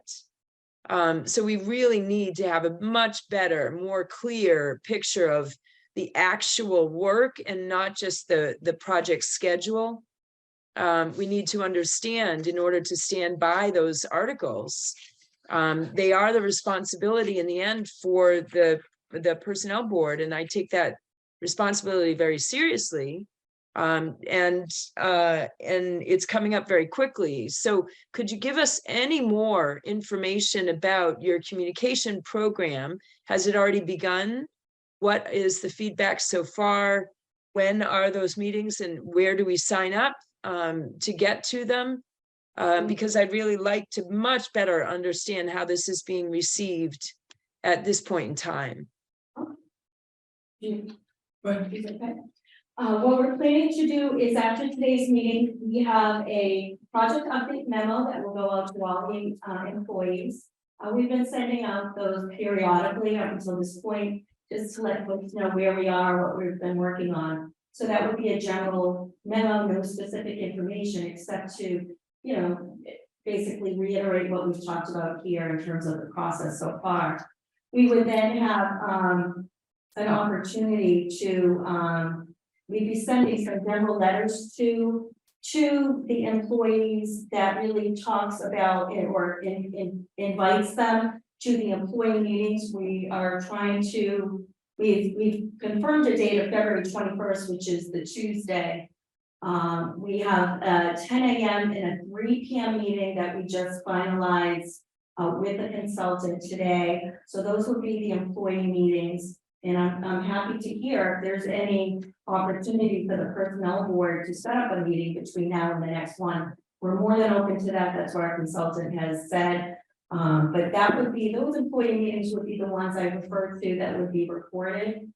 Okay, so No, Kelly, sorry to interrupt. So there, I understood from our last meeting where we had these conversations also about the communication plan, that there was to be a series, as you've just described it, there were more than one set of communications that would go out to all employees, but then there has to be, and I think you had that in there somewhere, that each individual would have an understanding of how they would be impacted. And then you need to get feedback on that. Is that correct? Yes. Yes. Okay, and when is that to take place? Because these hearings on the 21st, I guess you said 10 a.m. and 2 p.m. with employees, those are not one-on-one, those aren't individualized, right? But they're more in general, what's been going on. Is that what you plan to cover in those meetings? Yes, and that's where we would have tables, the tables, and GovHR would be explaining at those meetings the methodology, the outline of the reconsideration process would be discussed then. What we would be doing is announcing dates and submitting a form. So there's a copy, I think, in your packet, which shows if the employees want to sort of an appeal or a request to reconsider their standing in that proposed plan, they would do that. Those would be due March 3rd. So we would have their feedback by March 3rd and be able to incorporate any final changes into the plan before the personnel board meets on March 8th. Can I just, Okay, did you want to have? well, I think what would be helpful, Please. it would just simply be a one-page chart, spreadsheet or whatever, that would just simply say, this is our date, our due date, and this is what's gonna happen. And then I would even include what communication has already taken place, because there's been some. And I think it would be nice to be able to have on one piece of paper, all of these points that you have nicely verbalized, but it's a little difficult to parse through the project schedule, to just pick out the communication. So, and I think Liz is right, that we have talked about the importance of communication. And I know we all agree with that, but I think it would be very helpful for me, and hopefully for the other personnel board members, just to see on a piece of paper what in fact this plan consists of. And I think that we do that very quickly, because I think it basically says, I think you took an excerpt of something that's in a format that we can send out probably. Liz, do you think that would help satisfy what you're trying to get at? Yeah, I mean, knowing what's to happen is very helpful, Bill. And I think you're right that to have it all separated out from the project schedule overall is very important. What it also makes me nervous about, though, is that employee reconsideration requests are coming on March 3rd, but we've already stood by the articles for the warrant. So I don't know. On February 27, we've got to present something as a personnel board to the select board. And so I'm wondering how, does that imply that you're expecting very little pushback from employees? Or, I do understand that this whole process has been very tight in terms of time, but I don't know what the communication plan, what recourse individuals will have if the plan is gone forward Right. without the changes that they will request. So one of the things that we should touch base on, obviously, and this is what Liz is saying, is what would happen at the public hearing on February 27th. And so what had been discussed with the moderator as we went into this was provide whatever updates are available on the progress of the plan. And Joellen is available to do that and can assist in presenting, is my understanding, to outline the methodology, the considerations, the updates of the process.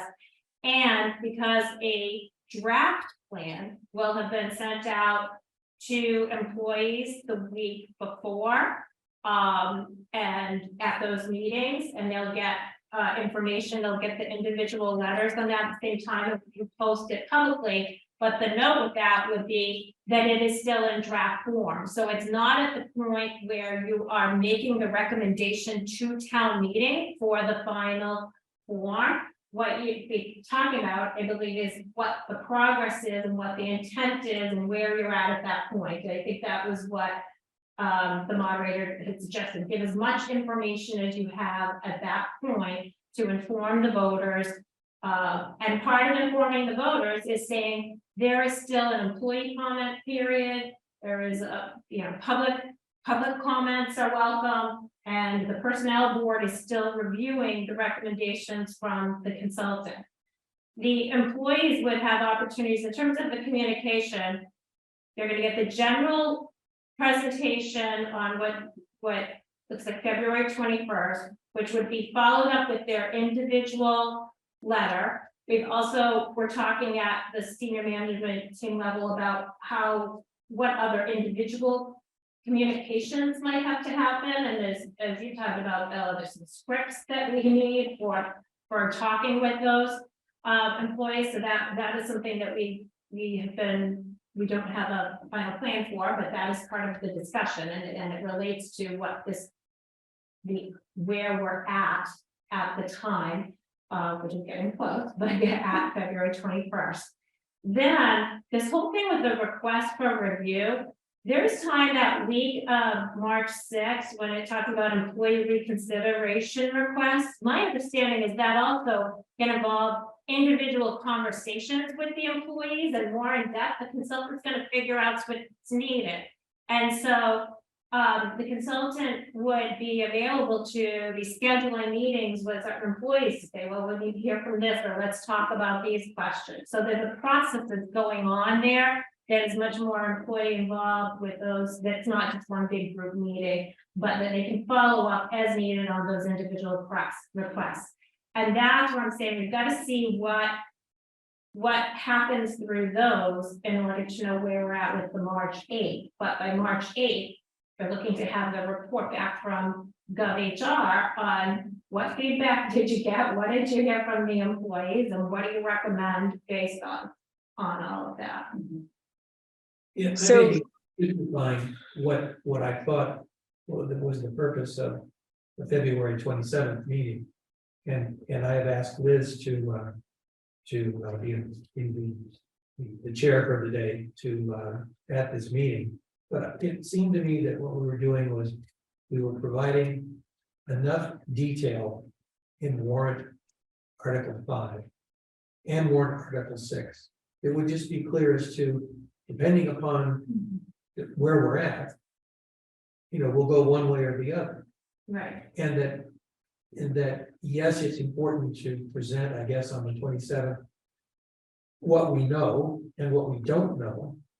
But technically, the motion that will be presented at town meeting on the 30th of April, it's going to be either 5 or 6. And that decision, I guess, is that the personnel board deciding that it's number 5 or 6 or somebody else? Well, the personnel board can anyone can decide what motion the personnel board wants to make. You have the authority to do that. In addition, other people, voters or other bodies could make a motion. Could be different than the personnel board. But yes, the personnel board should make a decision on their motion. But we Are don't you have- are you talking about at the February 27 meeting, another body could stand up and say we disagree with the personnel board and we recommend that a different article go forward? No, that's not a vote. That's an informational session. That's to help. So you're put- talking about at town meeting then, Amy, is that right? Yes. Okay,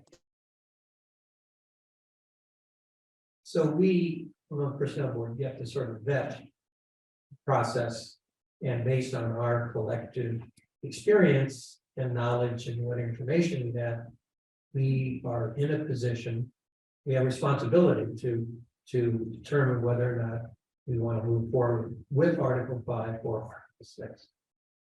Recognizing that anybody at town meeting can move the other article if they want, but they can't move Article XXY if in fact it is not at all out of scope of Article 5 or Article 6.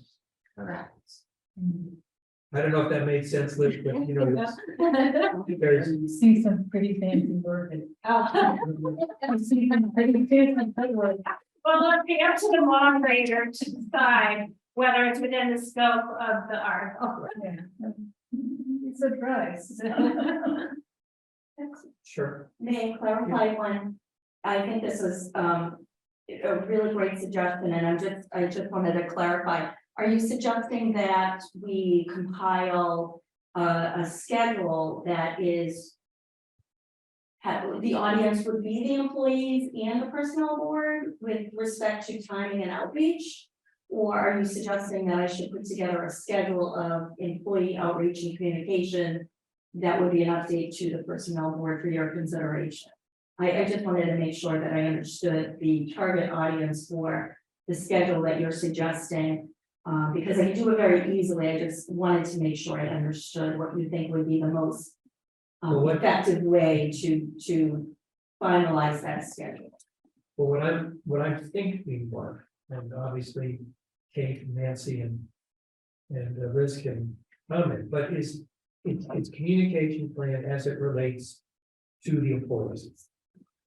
What is the plan to and what has already taken place, because I think that's important. But what is the plan going forward, and what are the dates?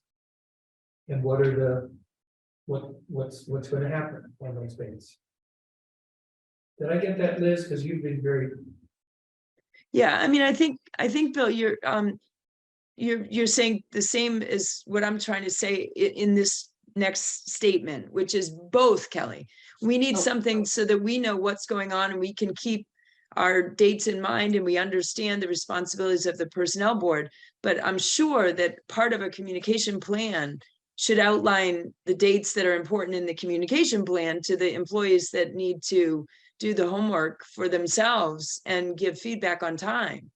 So they would need a communication plan that, you know, outlines what are important dates, where are some key meetings, who do you want to talk to? Do you want to have a conversation with your boss in advance? That form that you sent out has potentially 2 levels above that have to be signed off in order to put in the form on time. So, you know, you'd want to have a communication plan that says, hey, heads up, there maybe is, you know, you may want to confer with your boss in advance of turning in this form, etc. So they need a time frame and we need a time frame.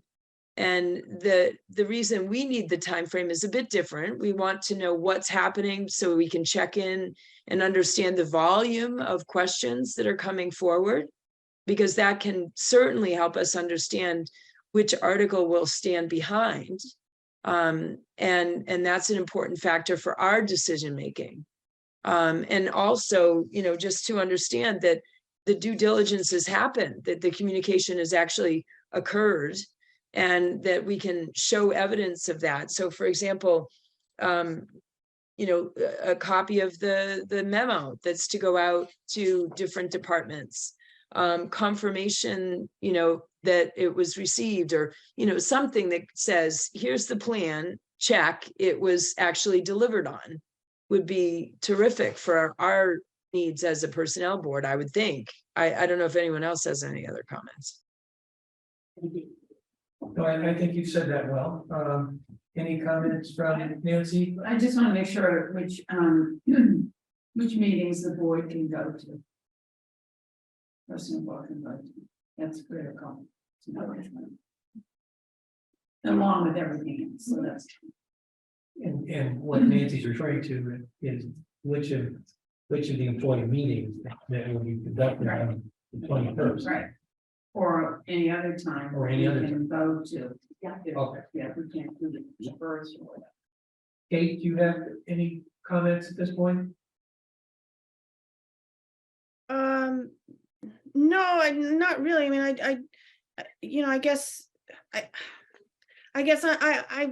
I feel like this project schedule does sort of incorporate the employee outreach communication piece. Maybe that it could be, a little more specific about, but I think the memorandum was pretty clear that Kelly had provided.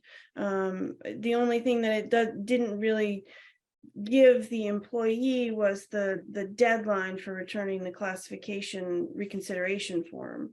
So, I mean, do I think, I think having a really clear outlined communication plan and the steps that they need to go through is, I think it's important, but I think it's here, it's just, that's all I really. Well, I think it can be.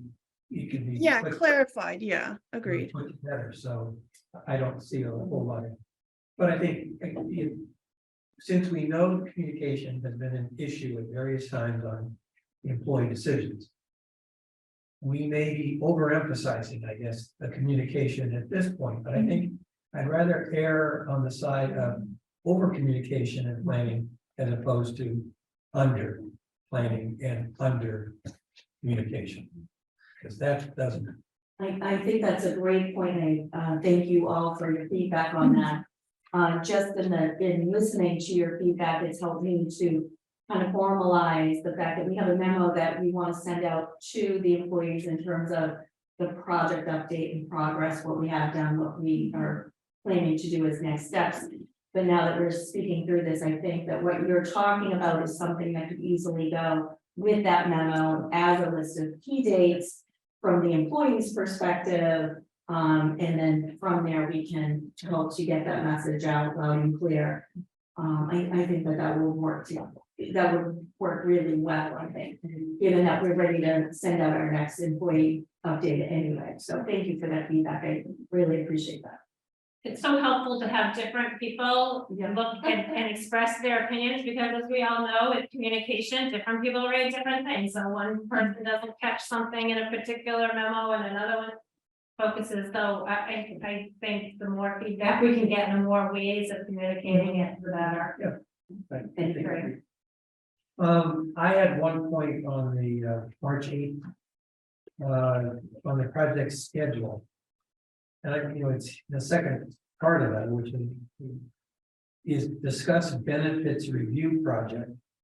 And is this a timely, or should we actually defer that? I mean, I don't know what's the value for the overall focus, which is a classification and comp plan, and is that really consistent, necessary right now on March 8th?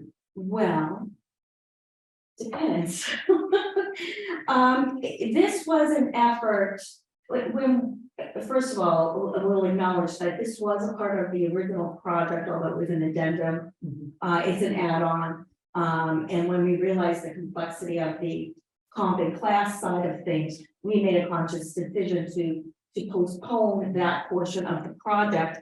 But in the process, though, of coming up with a list of all of our questions, we did a brainstorming session, with the town manager and a consultant, and there were a number of items on there, and so much so that Joe Ellen said, this could turn into its own project, and that's not our intent. What we're really looking to do is figure out some key data points that we want to compare with our comparable communities, to help us determine what our strategy will be as we get this new system underway, and how we will deal with some of these issues surrounding retention and attraction of new employees or retention of existing employees.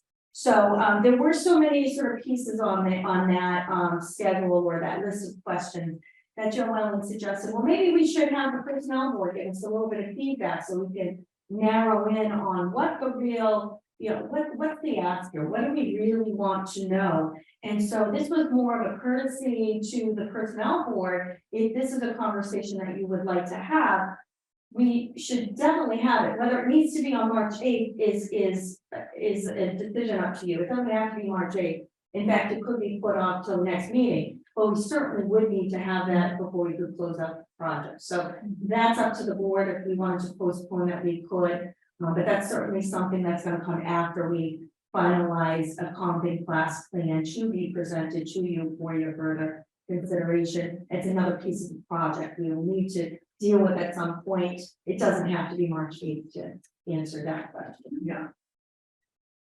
Okay. Any comment from Kate or Liz as to including or deferring the benefits review project that's currently on tap for March 8th? Or, you may say it's okay with me, or Bill, you can decide, or whatever. Any Well, thoughts? I think this came up in, if Kelly, you outlined it as a courtesy to the personnel board. And I think that if that is the case, I don't recall that exactly, but if it were the case, it probably came up in the context of the employees petition that came forward, and there were comments during that dialogue about how expensive the healthcare is for town employees. So that's the only thing that I can think of as why it would have come up as a courtesy to the personnel board versus a broader issue. And in that case, I fully support going forward and finding the answers and seeing if there are other things. I'm a little confused. I guess I would have thought that in any comparison with communities, that GovHR would have had something to say about the cost of healthcare, as it's such an important issue across our nation, and that it would be something that they'd categorize as part of their comparison. But I guess I'm wrong on that. Is that where that is? Consider that to be a separate project, which is why we structured it as an addendum to the class and compensation study. They do consider that to be separate, and they can be very, very, very detailed and intricate and large, but we didn't want that to distract from our primary goal, which is to get the classification and comp system underway. And so to answer your question, no, it's not a part of your typical class and comp study. We did add it in, we did ask to do it.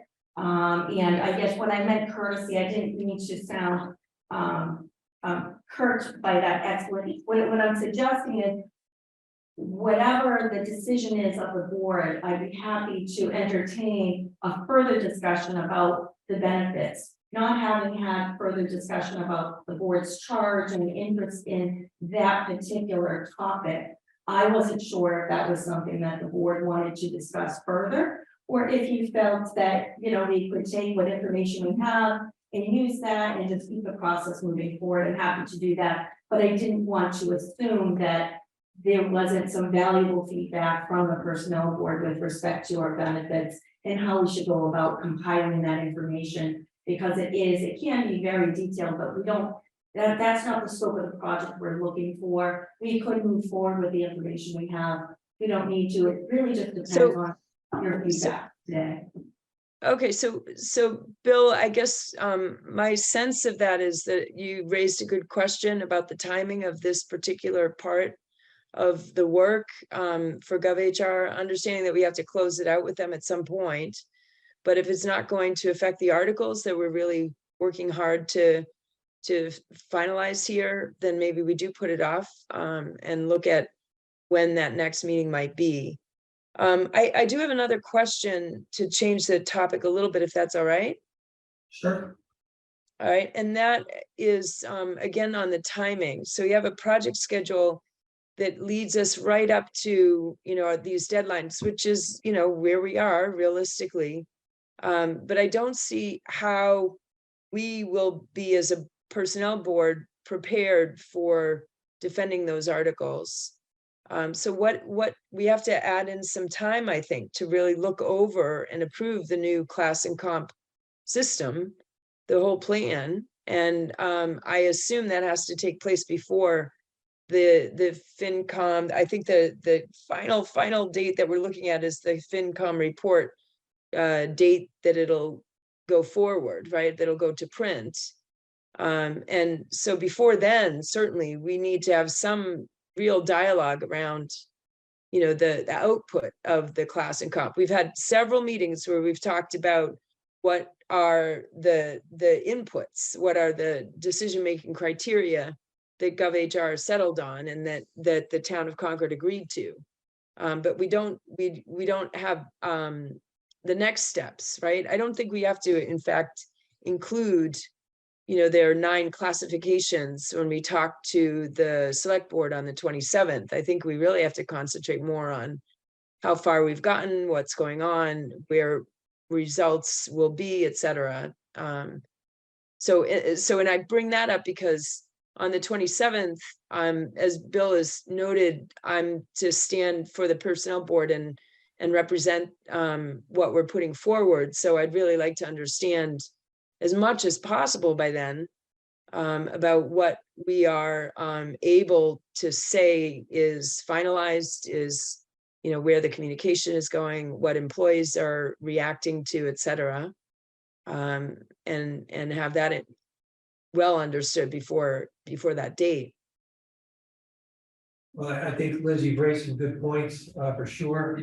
I think we're gonna have to, you have help from Kelly and Amy in terms of a PowerPoint presentation, I'm gonna say, that sort of articulates or expresses what in fact has been done, or the status, or, you know, what's been accomplished. I mean, something that doesn't have multiple PowerPoint slides, because that just won't work. But and it may be something that I can spend some time with Amy, or Liz that I can spend time with Amy, or whatever, that we can try to zero in on exactly what kind of information would we feel that we would like the select board to know, to understand at the February 27th meeting. And I think the other point that Liz has raised, which is again is very good, which is, you know, what is the plan for the personnel board to approve, review the GovHR work? And I had that as a question myself, so it's not clear to me what in fact, you know, I agree. I don't think with what Liz said, I don't think we have to go through what the 9 categories are and understand what each category. I don't think that's our mission, our job. But we do.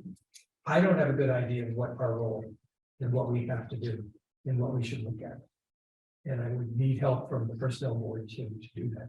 I see Terry has her hand up. Terry? Thank you. I would just like to clarify about 27th. It's not just for the select board. It's a public hearing. It's basically a rehearsal for town meeting. So, Liz, you're going to, most committees come in with some kind of brief speech or some slides explaining what the articles are all about, and then you take questions. So I think in this case, there will be questions from the select board and the public. Mostly, I think there could be some confusion because you're either going to do Article 5 or 6, right? So that's something you want to be really clear about right up front, saying we're not doing both of these, and you're just going to, I think you're absolutely on the right track as far as the whole process. But just to clarify, the 27th, it's mostly a question and answer session in preparation for town meeting. And you might get some unexpected questions, which would help you fine tune the presentation so it's really clear at town meeting. Thank you, Terry. That's extremely helpful. It really helps me understand what the focus is at that meeting. And thank you for doing that. Where are we at? I think the minutes will reflect certainly the fact that there needs to be. We have to, the personnel board has to have a plan for approving the GovHR work. And we're not going to accomplish that tonight. We do need to have a plan. And I need to have some help here from the other personnel board members on what that should be, but the only way we can do that is to submit our ideas to you, Amy.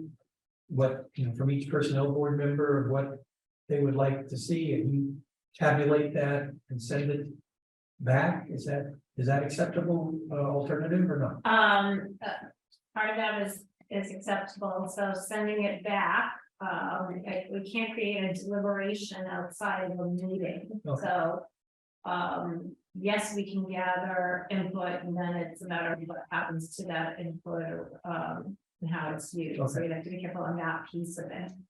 A couple of thoughts, and you could explore whether there's another time for meeting. I know we've gone through a few exercises of trying to find dates, but we could look at different times of the day, if that's helpful, or even a smaller group. Maybe we can't get all 5 members together, but we could get 3 and have a meeting. We could, I think, particularly for Liz, I would suggest that we find dates that she's available, that we can have Liz come in and talking with, well, she doesn't have to come in, but come talking with our GovHR consultant in more detail to help and coordinate that presentation as well. And then, yeah, I think we. I'm happy to work with you as the chair, and then we send information out with suggestions. We can come up with a few different ways, I guess, to gather input on that. I think that I'm gone the 20th of February. So if we're going to find another meeting time, I guess it's going to have to be next week. Otherwise, it's too late, at least for me to participate, which I don't have to be there, but we're going to need a quorum for our meeting. So maybe what we need to do is to see whether or not next week, which is what Begins on the 13th. 13th. Monday the 13th.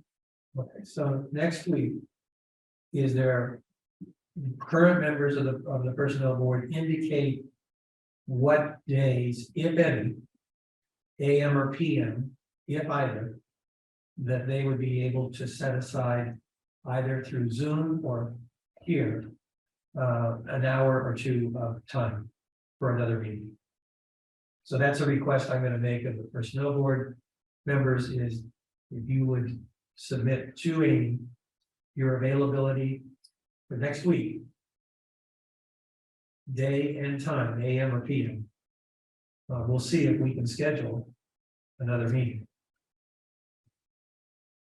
And even if you can't get everybody present, Right. if you have a quorum, you go ahead. I think that Liz would be a critical part of that, since she's scheduled for the 27th, but I think that her schedule is prime consideration, is my understanding. I would think that's right. This is really going to be, this will be targeted to accommodate Liz's what her availability is, because of her role on the 27th. I'm quite open. So, Tuesday, Thursday mornings are bad. And I can accommodate almost anything else. So mornings, afternoons, evenings. I think there's, next week is, so anybody else, I'll write that in an email to you, Amy, but I'll double check it, but I think I'm open anytime.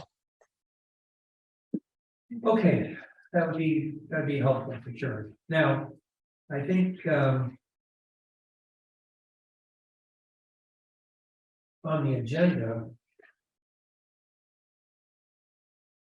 we're not at any point able to move forward with 5 at this point. I think Liz, as you're working on the minutes from the last meeting, are you incorporating or drafting a new charge for consideration or not? I've been out with COVID for a full week, so I haven't been looking at anything, so apologies on that, but I'm. No, you should. You should recover.